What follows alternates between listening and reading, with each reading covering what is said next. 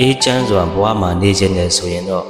ကိုယ့်ကိုပူလောင်စေတဲ့အရာကိုယ့်ကိုလောင်မြိုက်စေတဲ့အရာတွေကိုလွတ်ချနိုင်တဲ့တတ္တိရှိမှရမယ်ဘဝမှာအေးချမ်းခြင်းနဲ့ဆိုရင်ရှင်တွေကိုပူလောင်စေမဲ့အရာတွေလွတ်ချတတ်လာရင်အေးချမ်းလာပါလိမ့်မယ်အပူပေးတဲ့သူတွေအပူပေးတဲ့အရာတွေမရှိတဲ့ရုပ်မှာပဲဘဝကိုရှင်းတတ်ပါစိတ်ညစ်စရာတွေမတွေးတော့တဲ့အခါညအိတ်ချိန်တွေကပိုပြီးတန်ဖိုးရှိလာမယ်စိတ်ကိုအေးချမ်းစေတဲ့လူတွေစိတ်ကိုအေးချမ်းစေတဲ့နေရာဒေသတွေ